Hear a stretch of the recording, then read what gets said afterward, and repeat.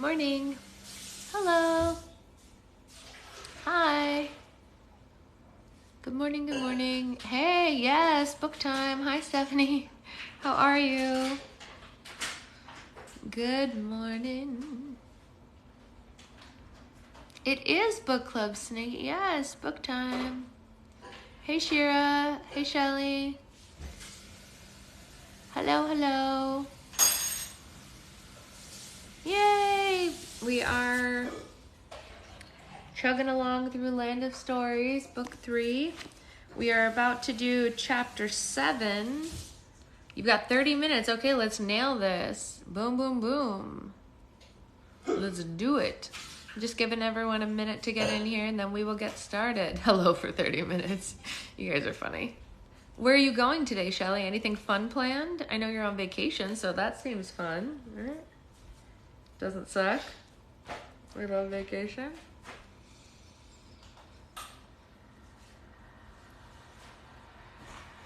That sounds like copy. Can I ask a slime question? Of course, go ahead, ask a slime question. Oh no, I'm working. Oh, bummer. I'm off Thursday and Friday though. Perfect. Amazing. I'm going to the beach on Thursday. I haven't been at all this summer. It's going to be very exciting. Very exciting. What's your slime question? How do I fix stiff slime? Great question. What kind of slime is it? If it's a butter slime or a white glue slime that does not have beads in it at all, add lotion. If it's a different kind of slime, let me know what kind of slime it is and I'll try to help. My sister asked if I wanted to go to the beach there and I was like, oh, you're missing out. We're taking a huge group to the beach on Thursday. It's going to be a lot of fun. We even bought beach chairs. That's how excited I am. Hey, Des. Oh, I'm definitely a beach person. I grew up at the beach and I will always be a beach person in my soul. Okay, let's get going. We've given everyone enough time. Chapter 7, Little Bo Peeping. Alex left Red's House of Progress grateful to return to her own problems. The anxiety she felt about the fairy inaugural ball and the walk with Rook was heavy to carry around, but not life-altering like Red's afternoon had become. Although Alex had a sneaking suspicion that Red would find a way to drag her into her drama. That evening, Alex went to the field beyond the gardens to meet Rook. She was positive she arrived at the exact time they had agreed to meet, but when she got there, Rook was nowhere in sight. Alex sat on a boulder by the stream and waited patiently for him, or at least she thought she was being patient. Every second waiting for Rook felt like a minute, and every minute felt like an hour. The more she waited, the more her head was filled with doubts. Where was he? What was taking him so long? Had he forgotten about their walk? Hey, Becca. Had he changed his mind and decided not to come? Had she been stood up? In between the negative thoughts of she self-consciously straightened her headband or fixed the crease in her dress. And after only 5 minutes of waiting, Alex had convinced herself that Rook wasn't coming.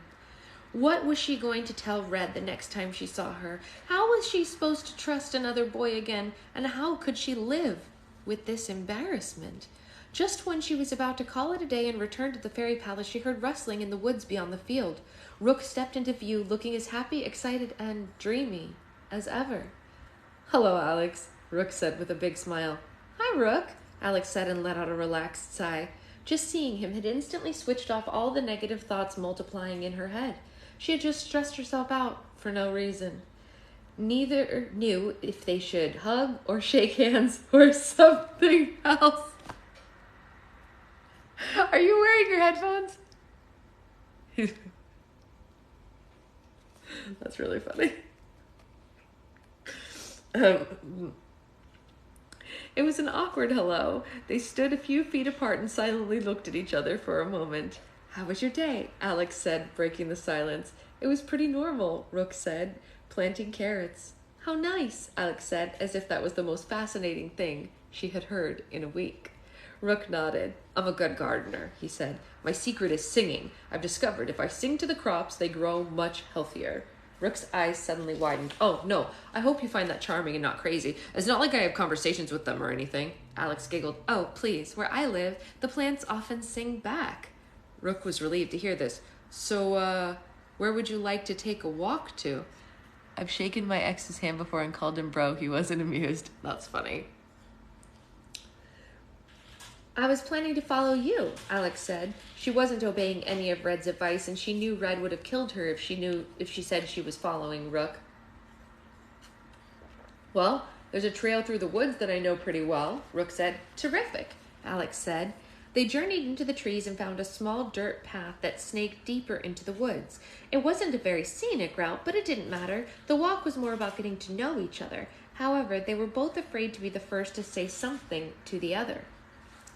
What if we take turns asking each other questions? Rook suggested. This is going to be a very quiet walk unless we start talking about something. Or we could play charades. Sounds like a plan, Alex said. But you go first. Oh, you're making me go first? Rook said playfully. All right, here's one. How long have you been practicing magic? Less than a year, actually, Alex said. Everyone says I've been learning very quickly, though. I didn't even know that I was a fairy until I was 12. Really? Rook said. How did you find out? Oh, it's a long story, Alex said bashfully. Good thing we picked a long path, Rook said with a wink and made her melt inside. Alex decided to tell him the shortest version of the story she could. My twin brother and I grew up in a place very far and very different from all of this, she explained. Our dad grew up here and felt that magic ruined people. He thought it made them lazy and entitled, and he wanted us to learn how to take care of our own problems without relying on magic. And then, when we were 12, well, to make a long story short, we followed our grandmother home one day and we discovered who we really were. Rook's eyebrows were raised so high that they disappeared into his floppy hair. That's incredible, he said. No wonder you're so different from the other fairies. What does your father think of you now? I wouldn't know, Alex said sadly. He died shortly before our 11th birthday and he never got the chance to tell us the truth himself. Rook nodded. I'm very sorry to hear that. He must have been a very smart man to raise a daughter like you. Thank you, Alex said. She quickly straightened her headband to distract him from her blushing face. Is your brother a fairy too? Rook said. Alex couldn't help but laugh. Connor? A fairy? Oh, heavens no. Being a fairy was the last thing he ever wanted to be. He still lives back home with our mom and stepdad. I think he'd be really good at magic if he ever tried, though. What about your grandmother? Does she live in the fairy kingdom with you? Rook asked.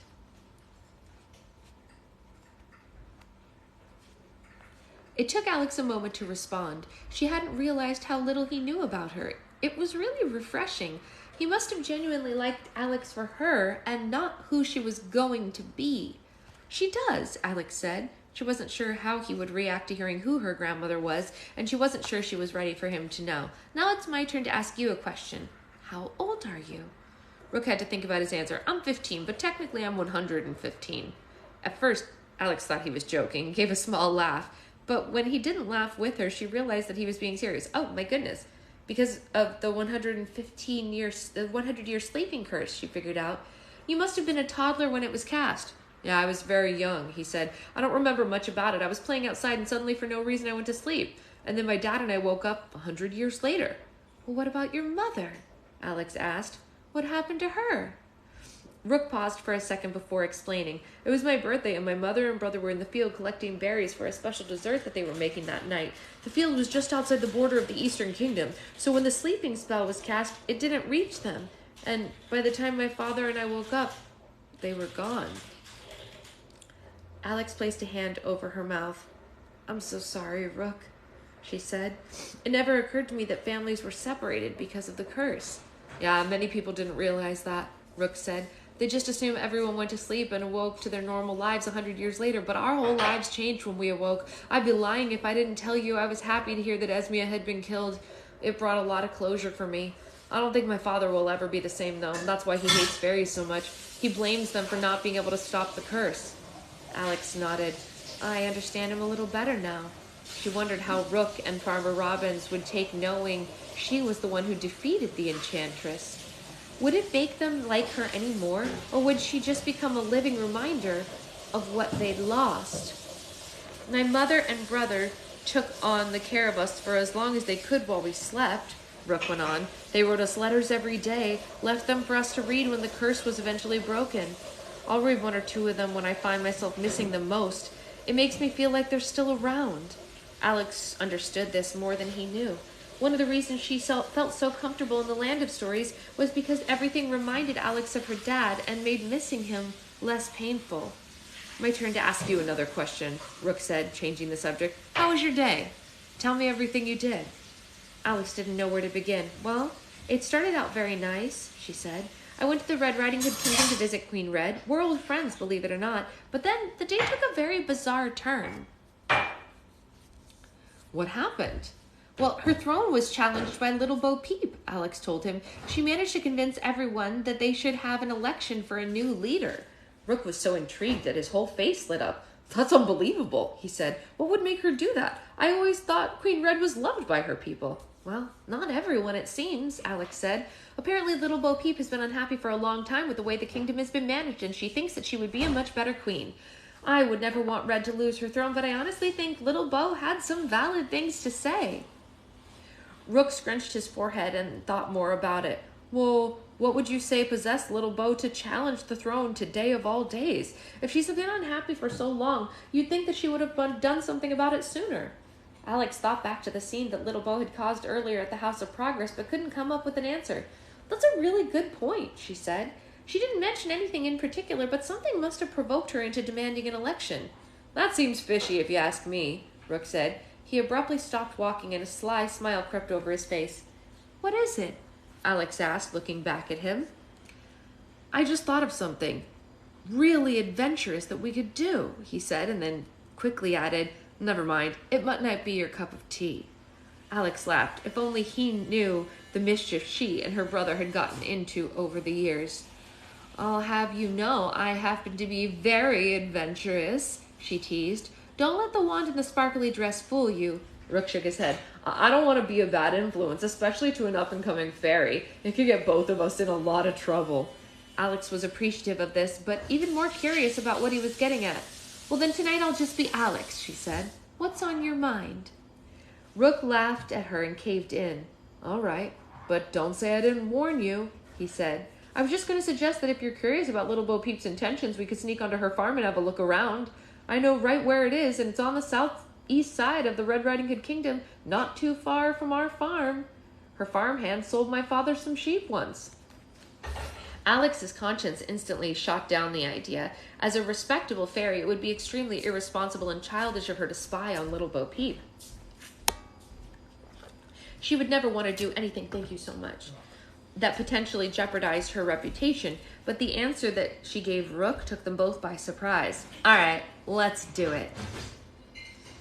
Snaky, if you tell me what kind of slime it is or where you got it, I can help you fix it. But I gotta know a little bit more about it. I need to know what kind of slime it was and where it's from. Rook was shocked. He had been half kidding, but the excitement in Alex's eyes was contagious. Are you sure you're up for it? I'm not pressuring you, am I? In truth, the only thing pressuring Alex was Alex herself. It felt like ages since she'd experienced a true adventure. She craved the fear of getting caught and missed the thrill of being chased. Let's ride Cornelius, Alex said. It'll take us a quarter of the time to get there. She confidently turned around and headed back towards the field. Rook froze for a moment before catching up with her. This coffee is amazing.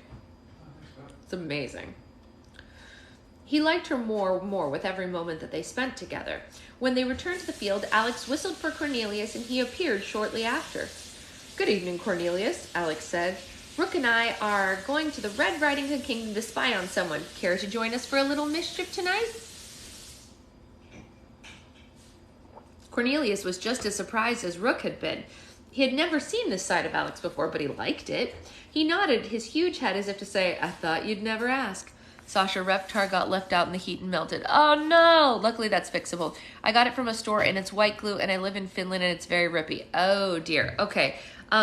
Because they have different glue in Finland, I cannot say for 100% that this will work, but if it's a white glue slime and it's rippy, I would add lotion.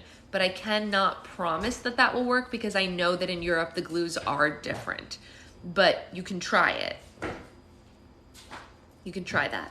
Yeah, no problem, but I can't promise anything because I have used European glue and it is a little different.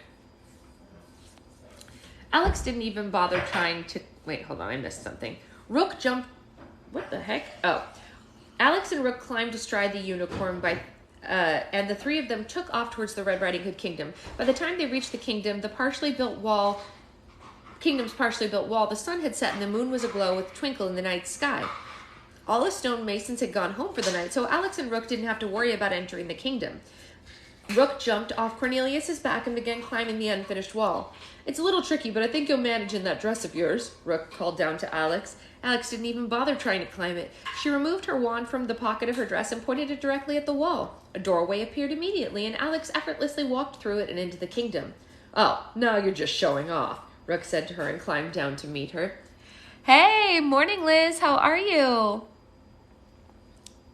Cornelius tried walking through the doorway but couldn't fit. "Stay on the other side of the wall, Cornelius," Alex said. "We'll be back soon." The kids are still sleeping. Oh my goodness, they're sleeping late. They must really be jet-lagged. The unicorn slumped. He was disappointed that he wasn't going with them, but he patiently waited as Alex requested. Rook took Alex by the hand and led her through the grassy hills of the Bo Peep Farms. It was the first time a boy had ever held her hand. She felt like her heart was doing cartwheels into her stomach.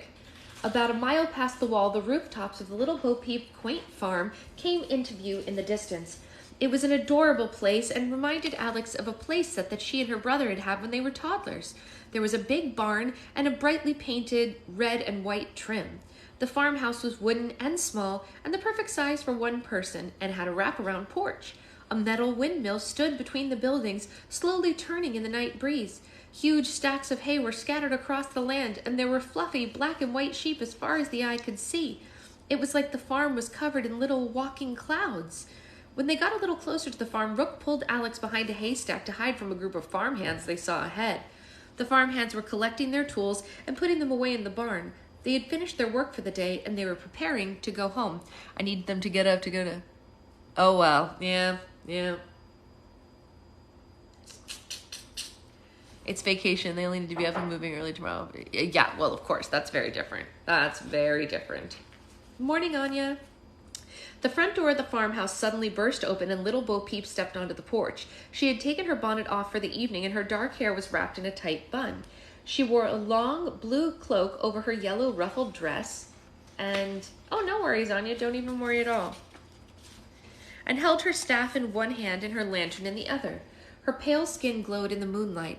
At first, little Bo Peep appeared to be in a hurry, but she stayed on the porch once she realized the farmhands were still there. "Good night, Miss Peep," the farmhand called to her. "Good night, gentlemen. Thank you for all your hard work today," little Bo Peep said back. "See you in the morning." The farmhands tipped their hats to her and all climbed into the same wagon and drove off into the night. Little Bo smiled and waved at them, but once they were out of sight, her smile faded into a somber expression.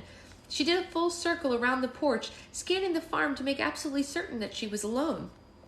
Once she was sure that every farmhand had left, little Bo hurried down the steps of the porch and headed straight to the barn. She pulled open the heavy doors and shut them behind her. Alex and Rook heard a scrape as little Bo locked them from the inside. "What do you think she's up to?" Alex whispered. "Well, let's find out." Rook gestured for her to follow him. They sprinted to the barn as quickly and quietly and as low to the ground as possible. Alex kept tripping over her dress, and Rook had to help her each time. They were both laughing and kept reminding each other to stay quiet. Alex couldn't remember the last time that she had this much fun. They circled the barn until they stood and they found an open window. They slowly peeked over the windowsill to see inside. The barn was lined with mountainous stacks of square hay bales. Little Bo was standing before the largest stack in the middle of the barn, tirelessly pulling the bales down one square at a time. She grunted and dabbed her forehead with the corner of her cloak. Eventually, a large rectangular object covered with the sheet was revealed. Little Bo had been hiding something in the hay. Matching shirt, matching cup, matching what? Oh yeah, kind of, right? It's all in the pink-red family. That is true, Anya. Good eye.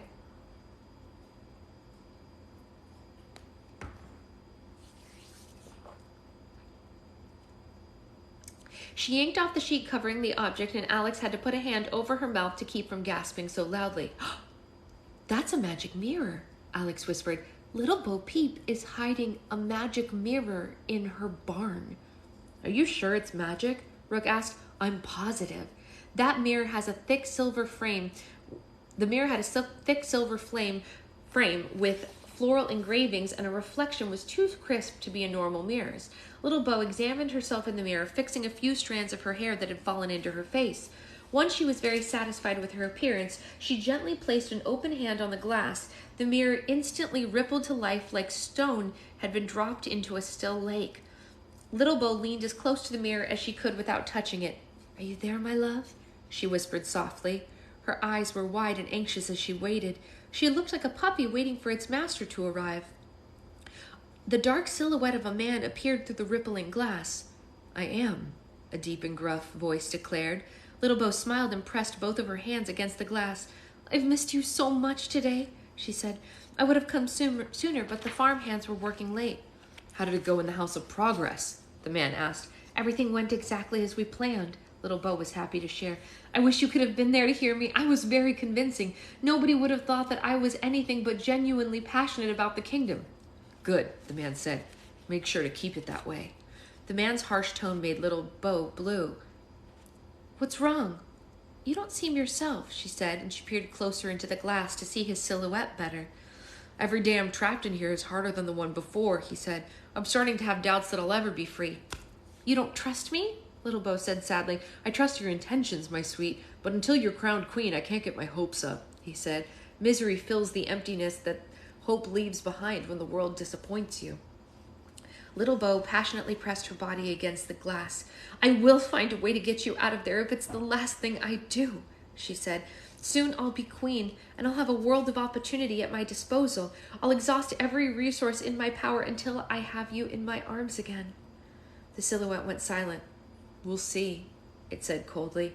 "You must believe in me," Little Bo said. "I can't do this without your trust." The silhouette slowly faded away and the mirror's glass became solid. "No, come back, please come back," Little Bo pleaded, but the man did not return. Little Bo slid down the glass and onto the ground. She had sat on her knees and buried her face in her hands, quietly sobbing. Once she stopped crying, she stood up and recovered the mirror and restacked the bales of hay to hide it. "We should head back before she finishes," Rook suggested. Alex agreed, and they quickly crept away into the direction they'd come from. They stayed quiet until they reached the wall, and then they returned to the fairy kingdom on Cornelius's back. As they traveled home on the swift unicorn, Rook asked, what was Little Bo Peep doing with a magic mirror, and who was that man trapped inside it? Alex had been asking herself the very same questions. "I have no idea," she said. "I feel so awful for her. Once someone's trapped in a magic mirror, it's nearly impossible to get them out. And whoever that man was, it looked like Little Bo loved him very much." "That's the real reason she wants to be queen, then," Rook said. "She thinks if she becomes queen, it'll be easier to free him." From the looks of it, that man has been trapped in the mirror a very long time," Alex said. "After a while, people imprisoned inside magic mirrors begin to lose themselves. Their thoughts and their memories fade, and eventually all they can do is reflect on the world around them. That man's mind was still pretty intact. He must have been cursed recently, and that's probably what triggered Little Bo's decision to challenge the throne today." "You sure know a lot about magic mirrors," Rook said. "I've had some experience with them," Alex said. "And Little Bo is not the first person to think of the throne as a solution to getting someone out. Not many people know this, but the man trapped inside the evil queen's mirror was her beloved too. Her vanity and all the horrible things she did to Snow White were in one way or another just attempts to save the little that was left of that man." "Oh, good," Rook said with a smile in his eyes. "I was afraid that that you might have a collection of magic mirrors with all the other boys you've gone on walks on trapped inside them." They shared a laugh over the thought. "Stop giving me ideas," Alex teased. "Besides, you're the first boy that I've ever taken a walk with, so my collection would be awfully small." Alex saying this made Rook feel like the most special boy in the world, and the way he looked at Alex made her feel like the most special girl. The closer they got to the fairy kingdom, the closer they sat to each other on the unicorn. Soon they reached the field just outside the fairy gardens, and Rook helped Alex off of Cornelius. They looked into each other's eyes, knowing that the night was coming to an end. "It's getting late," Rook said, looking up at the night sky. "I should go home before my father worries." "I had so much fun tonight," Alex said. "Thank you for taking me on an adventure. I really needed one." "When may I see you again?" Rook had been waiting to ask since they left the Red Riding Hood Kingdom. "If I may see you again, that is." "I'd like that very much," Alex said. There's a fairy ball thing that I have to go to tomorrow night, but maybe we could see each other at the end of the week? I can't wait. He was looking so deeply into her eyes that she felt like he was staring into her soul. He leaned closer to her and her heart began to flutter. Was he about to do what she thought? Was she ready for it? But just before their mouths touched, Rook turned from her and began walking in the direction of home. To more adventures, Rook said. Yeah, to more adventures, Alex repeated. Good night, Alex, he said as he disappeared into the trees. Alex sighed and leaned on Cornelius for support. Her heart was beating in time to a glorious symphony that played in her mind. She felt like she was floating above herself. She had never wanted to be with someone as much as she wanted to be with Rook. His presence gave her a purpose that she couldn't explain. Alex patted Cornelius's head goodnight and made her way back to the fairy palace. She couldn't help skipping a little as she walked. She was full of excitement, giggles, and butterflies. Boop, boop, boop. Very cute. Very, very cute. Oh, interesting. Interesting. The next chapter is called The Fairy Inaugural Ball, so we're not going back to Connor again yet. This is yet another Alex chapter. Weird. Weird. All right. Maybe we'll read another one later, but I'm going to work on getting the stuff fixed for YouTube because obviously we had those couple missed, and I'll work on that today, among other things. Humans are less interesting. Well, I don't know. I think what Connor's dealing with is pretty interesting because he knows there's some army coming towards the fairy king. Whatever. Anyway, we'll see it all later, and I will see you all later as well. Bye, guys.